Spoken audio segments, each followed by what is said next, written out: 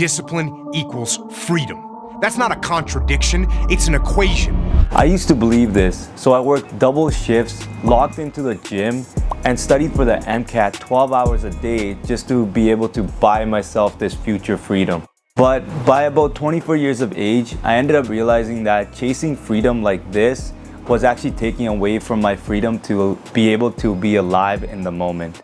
So, as you saw in the previous video, all the way from 2007 in junior high in India to about 2019, I viewed discipline as just trying harder because I was beaten into this idea and reinforced through this idea from my junior high teachers back in India. Right when I finished nursing school, I started viewing discipline a little bit different. I started viewing it as freedom. The more I worked in the hospital, I noticed that the more money I made. So the more shifts I picked up, the more money I made, and then the more freedom I got with that money. So I was able to buy more clothes, buy more shoes, buy extra, learning whatever I needed to do. It was something that felt like a form of freedom. So then I started getting into this tunnel vision that in order to be free in life later on, work hard now. So you have to stay disciplined now so that you can enjoy the fruit of your labor later on in life. So for instance, if I worked out now, I could live more pain-free for a longer period of time and I could look good for a longer period of time. And at this time as well, I was working in the emergency department and I would work with a lot of doctors. And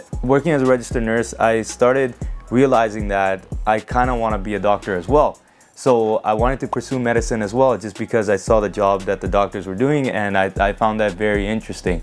So then luckily for me, just because of viewing discipline as this idea of freedom, I was able to work a lot of overtime shifts and then later on actually take time off for myself as well, where I could stay with my grandparents and as I was their primary caregiver, and I can actually study as well and take time off for myself and study. So then this viewpoint of discipline as a form of freedom got stronger and stronger. Freedom from being dependent on others, because the more I worked, the more money I made and the more I don't have to be dependent on anyone else for doing things. If I want to go travel, I can go travel. So all those things kept reinforcing this idea of discipline being a form of freedom for me. So this is when I bought all these books and I took time off from work and I stayed with my grandparents and I just studied. And I remember it was in May, and then May all the way till August, I studied very tunnel vision. I was locked into the MCAT. I would eat, breathe, live the MCAT all the time. And it took a lot away from me because I got pushed away from the gym. I started eating a lot of junk food from stress eating, just because of this idea that discipline is freedom, that once I lock in for these 4 months, I'll be free afterwards and I don't have to worry about studying like this for a while. So just because of this idea, I locked in and then I gained 20 pounds from May to August, and it was crazy. I was bloated all the time, and I remember I would wake up at about 8 a.m. every day. And then from 8 to 9, I would get ready, do my morning routine, all that stuff. And then I would just start studying 9 all the way to 9 p.m. So 9 a.m. to 9 p.m., 12 hours every single day, I would just study. And just being a nursing student, not being your typical pre-med student, I had to relearn all of the physics, organic chemistry, a little bit of biochemistry as well. And I had to just relearn all these foundational courses by myself, and because of that, all these 12-hour days, I kept doing them every single day. And I was studying very unproductively because I wasn't applying my knowledge. I was stuck with my old way of studying, where I would just until I didn't know a full concept, I would keep researching on that concept, and that was really unproductive because I wasn't applying that concept at all. And then later on, I realized 2 months into the studying that I was forgetting all the material, and even though I was studying so hard. So it was very demotivating as well, but just because of this brute force that I felt that I'll have freedom after, I just kept going. And I remember I was on the edge all the time. I was irritated.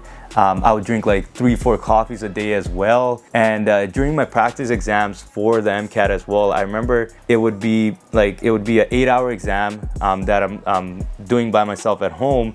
And I would drink 2 Red Bulls just for that, just so I can actually sit through the exam. And it was something that was completely unsustainable, and it was hurting my mental health, it was hurting my physical health and my overall well-being. And it was a period in my life where even though the material that I was studying I loved so much, I was so passionate about, it made me hate that. It made me resenting studying for all the topics that I was really passionate about, because I kept burning out. And although when I was towards the end of the period where my exam was gonna come up, I ended up not being able to sleep that night before, because all these 4 months I dedicated to just studying for the MCAT. So when I didn't sleep, I tried to do melatonin the night before the exam, didn't work, and I just stayed up the whole night, just like stressing over the exam. And I remember during the morning of, I got there really early. The exam was gonna start at like 7 o'clock. I got there at like 5:30, threw down a Red Bull. I was like jittering. I was all jittery, and I just went into the exam. And during the exam, this is when I had an epiphany. My eyes started twitching during the exam because I had another Red Bull during my first break, and it sucked. I just felt so unhealthy. I felt not like myself, and it just sucked that because of this tunnel vision I had throughout the process just to get this exam done, I lost myself, I lost my passion, I lost like liveliness, my vitality, and it was horrible. It was a horrible experience. And then luckily for me, the exam went decently well. It was good enough to get me an interview, but not where I wanted it to be. And I just couldn't apply. I was so done with everything. I couldn't push myself to apply, even though it was literally an application that takes 20 minutes. Because the medical application for my university, which is University of Manitoba, would only take 20 minutes to do. It was a very simple application, and I couldn't get myself to just do it. So then luckily for me, I took the whole year off and just started getting back into the gym, started focusing on myself again. And that's where I started transitioning from this idea of viewing discipline as a freedom to like this idea of viewing discipline as self-love. And it just reminds me to like let my friends and the community on YouTube know as well that it's okay if your journey is different from someone else's, because each of us have different lived experiences, and it's important for us to actually be okay with our own journey, because at the end of the day, my journey is way different than someone else's, and if my timeline doesn't fit theirs, that's okay, because this is unique to me. And if I'm tailoring the process to who I am, and if I'm tailoring the process to what I love, at the end of the day, I get to enjoy the process, and most of our time is spent in the process. So it's so important to not forget that, not get tunnel vision, because luckily for me, I burned out and actually was able to reflect and get back on it in a healthier and more sustainable manner to study for the MCAT again, instead of burning out later in life where I'm so tunnel vision and I just lose like a big chunk of my life and my youth, because this is in my 20s. So from 24 to about 27 is where I kept applying for medicine, and luckily for me, later on I started discovering more things about myself, and this exam kind of forced me to reflect on myself, my learning habits, and my self-care strategies, and it actually empowered me really well because of this reflection. It got me diagnosed with ADHD as well, which you guys know that I was able to use the medication as a tool to actually build the habits that I always wanted to build and I couldn't stay consistent with. So at the end of the day, your journey is very unique to you. So follow your path the way it's going for you. It's okay. And then try to tailor the process to yourself as well. Try to make it fun for yourself, because at the end of the day, even though, like, if I think about it in hindsight, even if I missed a year, 2 years, 3 years, it doesn't matter, because whatever career I choose is going to be longer than the time I've been alive.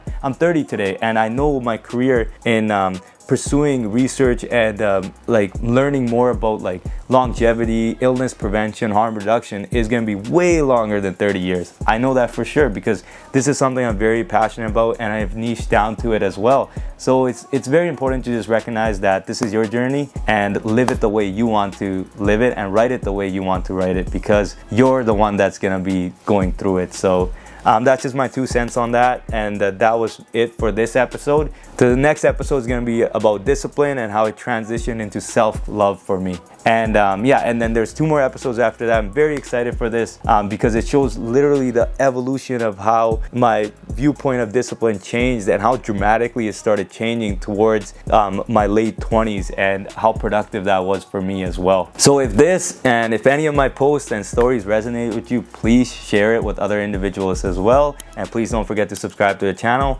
This helps push my story further, and maybe someone else can resonate with it as well, and maybe it can help them them grow as well and maybe feel empowered as well to take control of life and do what they really want to do. Because at the end of the day, when I get those messages, that feeling is just unparalleled. I love that feeling when I get a message from someone on how I've helped them, and that feeling there's nothing that can beat it. And that's exactly why I do all this. So yeah, don't forget, let's continue to grow together.